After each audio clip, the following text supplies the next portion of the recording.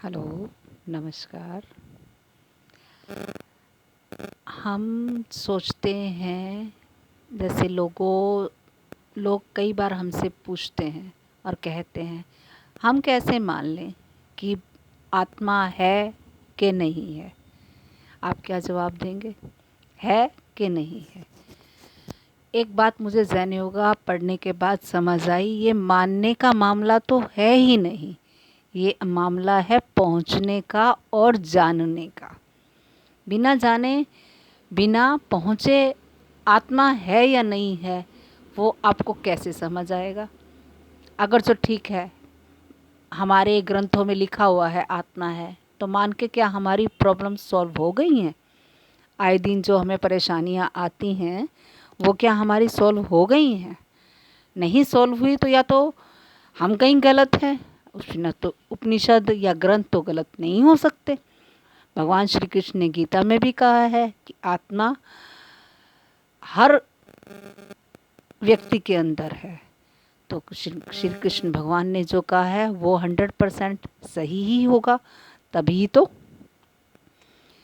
इसलिए ये यात्रा हमारे लिए बहुत बहुत ज़रूरी है, क्योंकि शरीर का अंत तो निश्चित है। हर बंदे को पता है, कोई भी चीज़ ऐसी है ही नहीं दुनिया में, इंसान तो क्या, एवरीथिंग। हाँ, टाइम लिमिट की कोई पेड़ है, पेड़ की उम्र किसी की 100 साल है तो किसी की 2 साल है। फूल पेड़ पौधे, छोटे फूल पेड़ पौधे होते हैं, उनकी उम्र बहुत छोटी होती है। और पीपल का वृक्ष और ये सब, इनकी उम्र बहुत ज़्यादा होती है। ऐसे ही पत्थर है, उसकी उम्र थोड़ी ज़्यादा है, लेकिन अगर जो एक मच्छर है उसकी उम्र बहुत कम है। लेकिन आफ्टर ऑल हर चीज़ ख़त्म तो होगी ही होगी, सिर्फ एक स्पेस और साइलेंस के अलावा सब कुछ ख़त्म होगा। जो आवाज़ पैदा होगी वो मरेगी। हमने अपनी ज़िंदगी में क्या करें कि हम इस तरफ यात्रा करते हुए धीरे धीरे आगे बढ़ें? उसके लिए हमें IESM को रेगुलेट करना होगा। अभी आप शायद थोड़ा थोड़ा मैं समझा पाई होंगी आप कि आई सेंटर के चिन्ह क्या हैं, ई सेंटर के चिन्ह क्या हैं, एस सेंटर के चिन्ह क्या हैं। आई सेंटर यानी जो वर्तमान में है, जो लयबद्ध है। आपको कैसे पता लगता है? जैसे हम खाना खाते हैं तो हमारे अंदर कुछ है जो बताता है कि ये खाना सही नहीं है और ये खाना सही है। यानी कुछ तो कसौटी है ना हमारे अंदर। कोई गाली देता है तो होते तो शब्द ही हैं, लेकिन उसमें क्या होता है हमारे अंदर रिएक्शन। और वही हम गुरुद्वारे में जाते हैं, मंदिर में जाते हैं, गुरबानी होती है तो हमारा मन एकदम से सब चिंताएं भूल के मस्त हो जाता है। यानी कुछ तो कसौटी अंदर सत्य की है ना, जो कहती है ये सही और ये गलत। आँखों से हम कोई चीज़ देखते हैं तो आँखें बैलेंस करना जानती हैं, वो सुंदरता की कैसे परिभाषा तय करती हैं। कानों को कड़े शब्द बहुत बुरे लगते हैं और प्यार भरे शब्द हमें बहुत अच्छे लगते हैं। प्यार भरे शब्द में तो लयबद्धता, और कड़वे शब्द यानी एस सेंटर, यानी कुछ भी लयबद्धता नहीं। ऐसे ही धीरे धीरे खाने में श्री कृष्ण भगवान ने बोला है सात्विक आहार। जो आई सेंटर वाला होगा वो कम खाएगा, सात्विक खाएगा। ई सेंटर वाला तले भुने, और एस सेंटर वाला बासी सड़ा हुआ बदबू वाला मीट मांस, उसके सेंटर्स को वो सब पसंद आएगा। और एम सेंटर निरपेक्ष सेंटर होता है, वो एक्चुअली जो हमारे तीनों सेंटर होते हैं उनकी कैलकुलेशन लगाता है मैथमेटिकली। लेकिन एम सेंटर की एक खासियत भी है, जैसे अगर हमारे सेंटर में दोनों की फ्रीक्वेंसी, ई सेंटर की और आई सेंटर की सेम है, ई और एस की मिला के और आई सेंटर की, तो वो ई और एस की तरफ काम नहीं करवाएगा हमारे शरीर से, वो आई सेंटर की तरफ ही करवाएगा। ये कुदरत का नियम है। अगर जो आप 10% सोच रहे हो किसी काम को अच्छे के लिए करने के लिए, और 5% हमारा ई सेंटर है, करें कि ना करें, थोड़ा सा हम लोग किसी तरह के भ्रम में हैं, तो ये चीज़ समझ लीजिए कि कुदरत हमारे से सही काम ही करवाएगी, जिसकी परसेंटेज हमारी तरफ ज़्यादा होगी।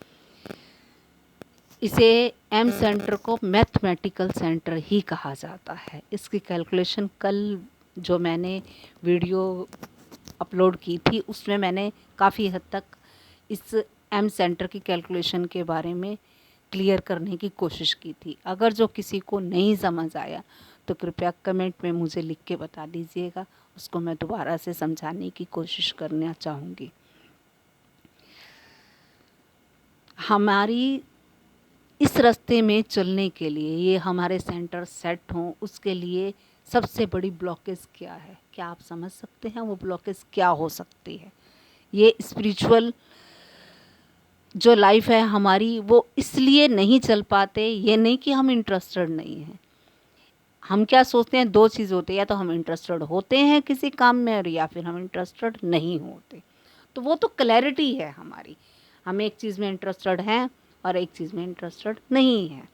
लेकिन इसमें हम लोग कंफ्यूज कब होते हैं? क्योंकि हम इसमें थोड़े थोड़े इंटरेस्टेड होते हैं, उस वजह से हमें कंफ्यूजन आती है।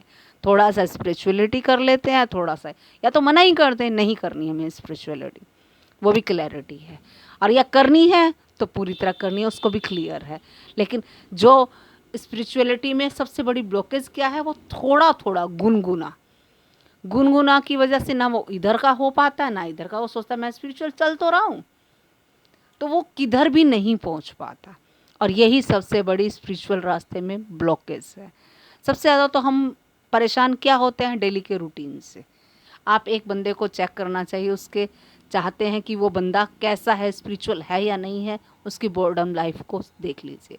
अगर जो आए दिन मनोरंजन के साधन ढूंढता है, यात्राओं पे जाता है और जब देखो डिप्रेशन में रहता है, तो समझ लो उसको बोर्डम है। बोर्डम है यानी वर्तमान में रहना उसको नहीं आता है।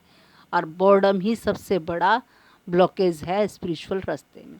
क्योंकि हर रोज़ सबको नहाना है, सबको पूरे शरीर की देखभाल करनी है, जो डेली काम है, कपड़े धोना, बर्तन साफ़ करना, ये सब ज़िंदगी में सबको करने होते हैं और हम इससे बोर हो जाते हैं। और जो इन सब चीज़ों में वर्तमान में रह के साधना करता है वो बोर नहीं होता, उसका स्पिरिचुअलिटी में अपने आप प्रोग्रेस होता है। और इसमें हमने बचपन से सुना है, क्या सुना है? दो चीज़ें सुनी है और आज भी आप सुनेंगे, उसके बावजूद भी आपके मन में वो चीज़ें नहीं बैठेंगी। लेकिन अगर वो बैठ गई तो आपका स्पिरिचुअल रास्ता इतना आसान हो जाएगा, बस फिर कुछ करना नहीं, समझना है बस। वो दो हैं, एक स्पीड और एक बहुत अच्छे से करना।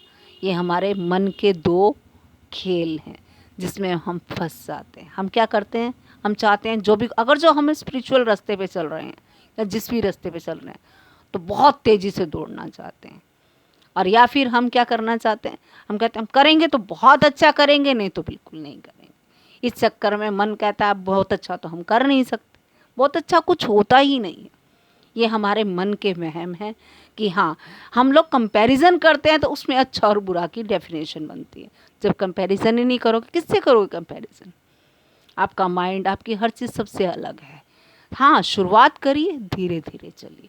मंजिल मंजिल कुछ नहीं होती, हर हर पड़ाव मंजिल है और हर पड़ाव मंजिल नहीं है। लगातार चलते जाओगे, जो मिल रहा है वो मंजिल ही है। आप किसी से कैसे आगे मतलब जो आपको आता है वैसा ही तो करोगे, क्या उससे ख़राब कर सकते हो?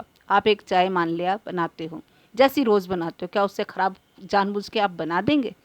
या जैसी आती है उससे बहुत ज़्यादा अच्छी कैसे बना देंगे? ये होता है प्रैक्टिस का। हम प्रैक्टिस, अगर जो रेगुलरिटी हमने मेंटेन कर ली, तो स्पिरिचुअल रास्ता क्या, कोई भी दुनिया के रास्ते में हम कृष्ण भगवान ने कहा है कदम बर कदम चलते जाओ। हर सेकंड हमारे पास है, सिर्फ हमारे पास ले दे के कुछ भी नहीं है, ना आगे हमारे पास कुछ है ना पीछे। जो आज का वक्त है, इस वक्त का सेकंड है, बस वही ही है सत्य है। उसी से हमारा भविष्य लिखा जाता है और उस एक सेकंड में हमारे हाथ में हमारा भाग्य है। वो कैसे? हमने इस सेकंड क्या निर्णय लिया। जैसे अब मैंने निर्णय लिया कि मैं ये वीडियो बनाऊंगी, तो इससे मेरा भविष्य निश्चित हो गया कि मैं किस तरफ जाऊंगी। इसी वक्त मैं कुछ और भी कर सकती थी, उस तरफ का मेरा भविष्य बनता। तो इसलिए शायद थोड़ा सा बात कन्वे कर पाई होंगी। ओके, अगर जो आप मेरे इन वीडियो से अभी मुझे ना एडिट करना आता है, अभी सिर्फ अपने आप को ये बात समझाने के लिए, और जो मेरे साथ कोई भी चल रहा है तो प्लीज़ मुझे कमेंट करके बताइए कि मैं किस बात को समझाने में बहुत मुश्किल मुझे हो रही है, या मैं बात आपको समझा नहीं पा रही, आप कितना कैसे समझ पा रहे हैं। प्लीज़ एक बार आप मुझे कमेंट में लिख के प्लीज़ इस बार आज ज़रूर बताइएगा। Okay, good night.